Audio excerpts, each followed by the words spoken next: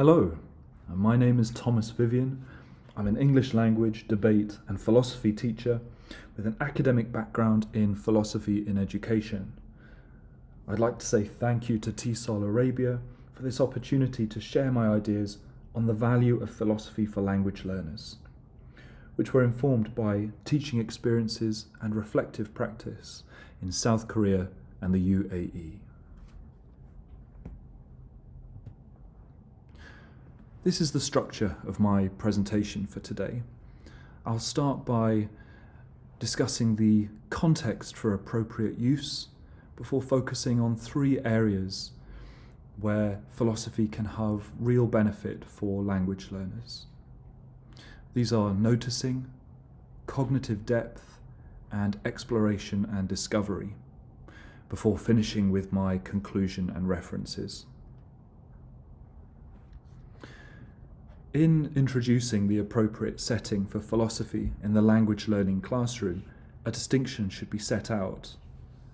There's a prevalent opinion in the contemporary language teaching that students should be involved in solving communicative problems in the target language. This idea has led to the teaching method known as task-based teaching.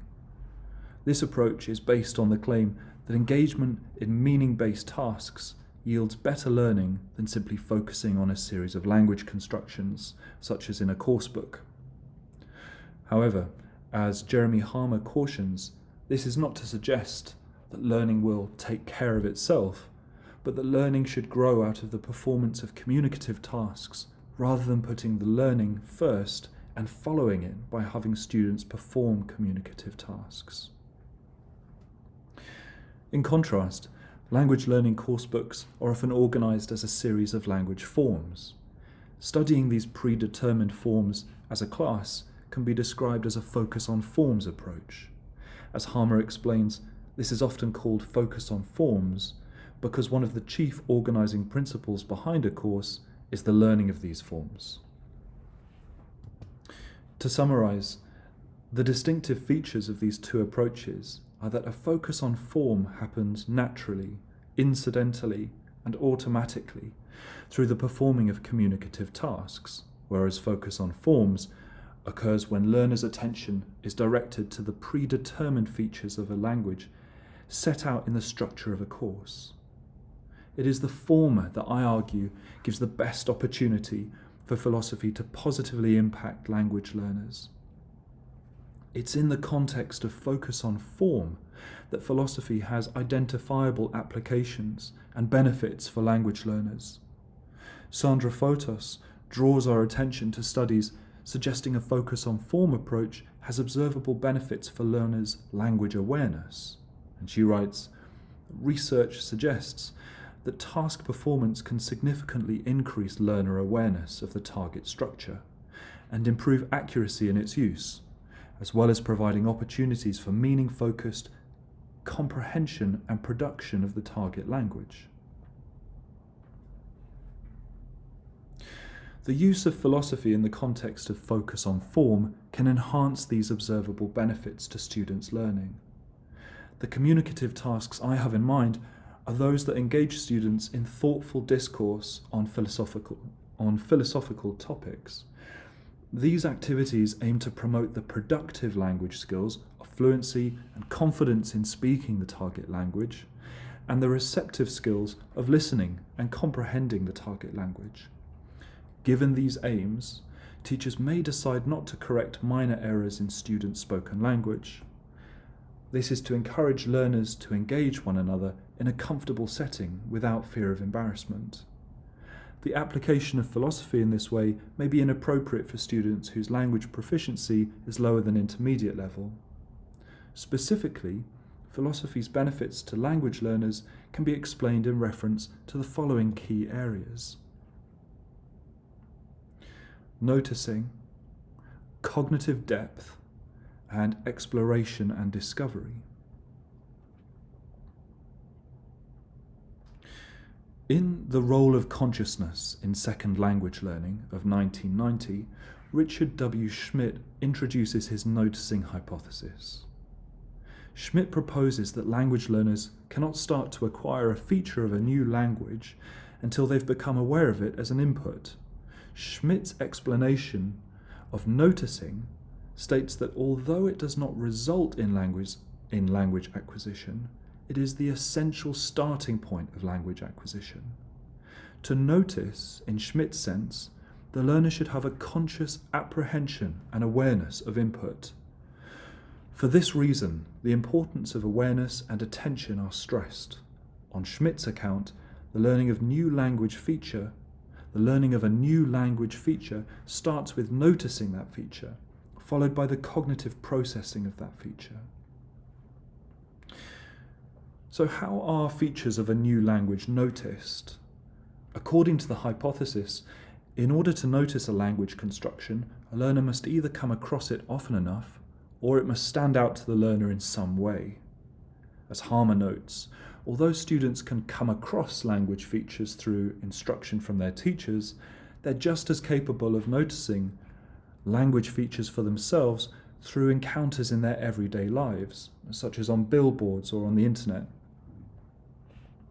It should be remembered that Schmidt's noticing hypothesis does not purport to offer an exhaustive account of the best ways to trigger the focusing of attention that leads to acquiring language.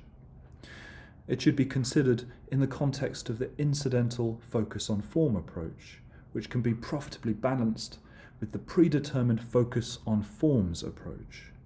For example, other important triggers for focusing learners' attention are necessity and relevance.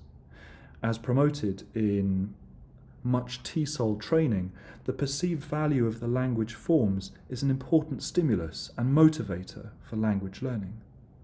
The value can be increased if the material meets the specific needs of the students, or if it is especially relevant to their lives.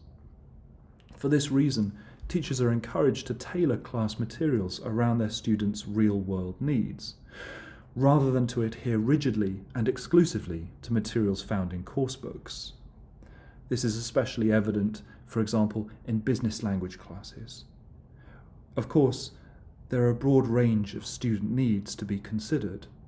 Bearing this broader context in mind, the reasoning in support of the focus on form approach underlying Schmidt's noticing hypothesis can be expressed simply as learners acquire language best when they are focused on it because they need it, they encounter it in some meaning-focused communicative task, or they notice it because it is relevant to them. And this kind of language acquisition is better than directing students to focus on predetermined forms. However, I do not wish to argue for the superiority of the focus on form approach here, in order to argue that philosophy has value for the practice of second language acquisition. It's sufficient to attest to the value of the focus on form approach as part of a balanced teaching methodology. After all, basing a complete syllabus exclusively around the focus on form approach would be extremely challenging. Guy Cook has reflected on the merits of a balanced and flexible understanding of language learning. He writes, "What is needed is a recognition of the complexity of language learning, that it is sometimes play and sometimes for real, sometimes form-focused and sometimes meaning-focused, sometimes fiction and sometimes fact." How can noticing be maximized in the classroom for the benefit of second language acquisition? Schmidt offers one further characteristic of noticing, and that is salience. In this context, salience is the quality of standing out more and therefore being more noticeable. As Harmer puts it, salient forms are those which call attention to themselves. Crucially, salient forms have, as Peter Scahan has put it, a greater chance of impinging on consciousness. So, in order to make our meaning-based communicative tasks beneficial to language learners, we should pay attention to the salience of those forms. That is, we must consider the extent to which the content of the tasks has the quality of standing out to learners. In summary, salient forms are those with the most potential to elicit the attention and consciousness and conscious awareness of learners. As attested in the Philosophy for Children programme, discussing philosophical topics can promote cognitive engagement and development in students. Given the opportunity, learners may realise unexplored or hitherto unexpressed philosophical intuitions. Further, sharing and discussing these intuitions has the potential to provide novelty and salience in language use, thereby increasing language awareness and consciousness. My argument assumes the legitimacy of two educational hypotheses. The first is Schmidt's hypothesis of noticing, proposing that the act of conscious noticing is a crucial precursor to language acquisition. The second is the value of philosophy to promote the cognitive engagement and awareness of learners, set out in Mathew Lipman's work on philosophy in the classroom and manifest in the Philosophy for Children programme. If we are sympathetic to the proposals of Schmidt and Lipman, it's reasonable to assert that philosophy can provide excellent opportunities for second language learning by engaging philosophical intuitions as a resource for communicative tasks.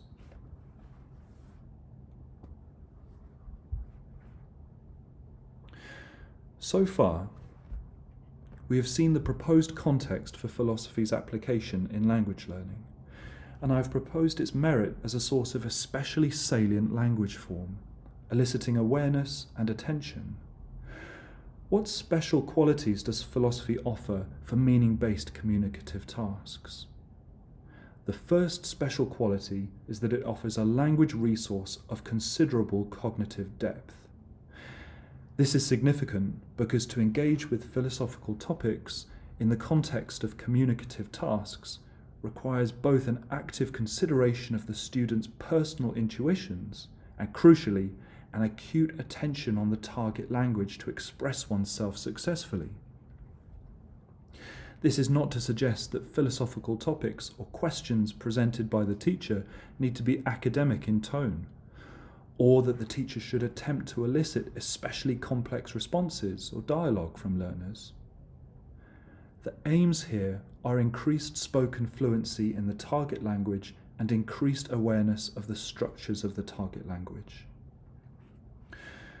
Through encounters with language content that has cognitive depth, students are placed into a situation in which they must make decisions. They decide their own personal responses to the topics at hand, and they decide on the words and grammar they will use to express those responses. This kind of engagement and decision-making enhances the salience of the meaning-based communicative tasks and increases the likelihood of the language construction being remembered. The result is active learning.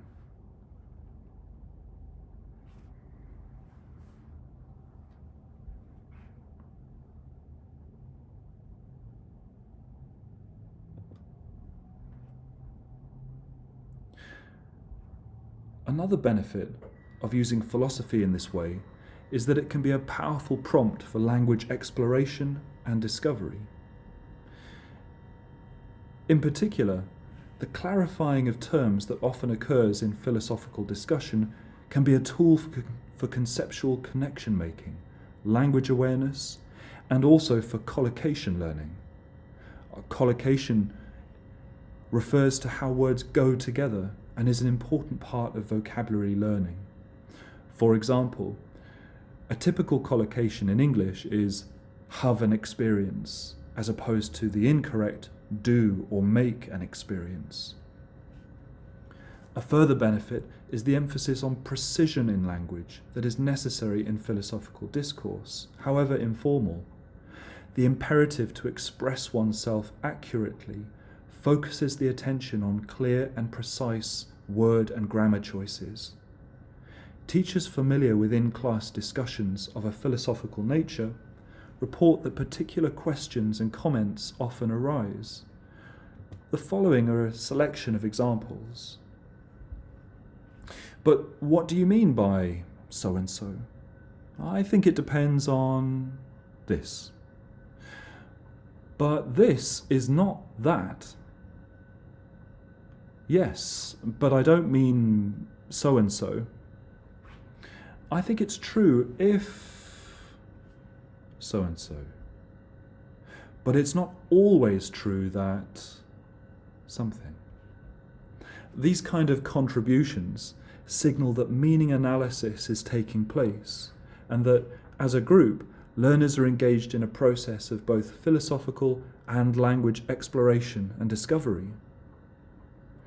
These meaning-based communicative tasks, through a process of reflection and constructive discourse, engage learners and promote valuable language awareness through a clarification of concepts.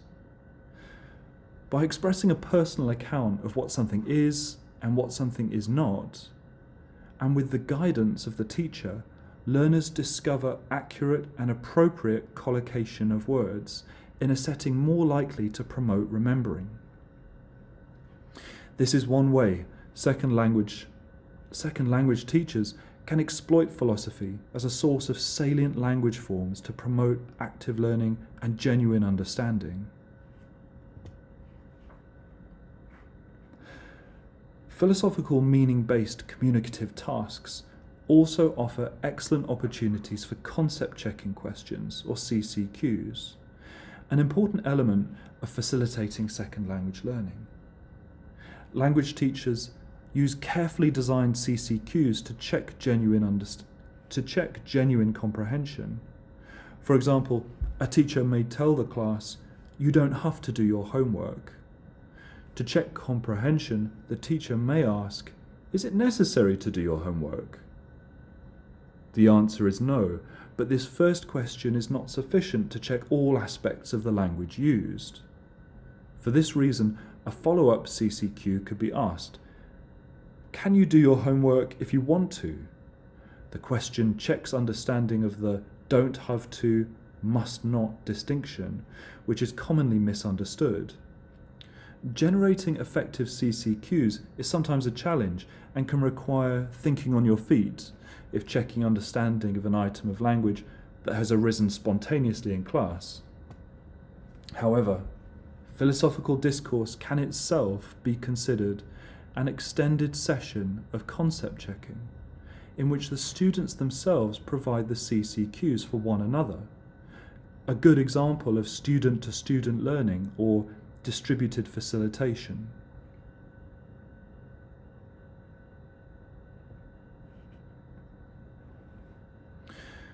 Even discussions using simple language provide good opportunities for reconsidering meaning, developing conceptual understanding, and refining language use. Although cognitive awareness and attention in students cannot be assessed directly, the thoughtful nature of these communicative tasks results in spoken reflections and idea building that signal cognitive engagement and creativity. This generative aspect of language use is a significant outcome. By using learned language in a new and personal context to generate novel kinds of expressions, students are participating in a practice of connection making, which is key for developing both second language use and cognitive skill.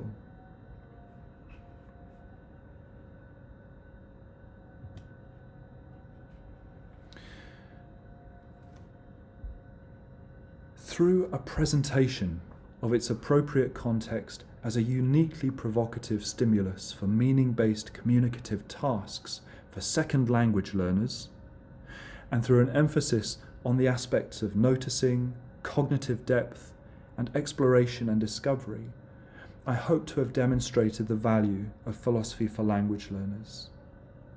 Thank you for listening.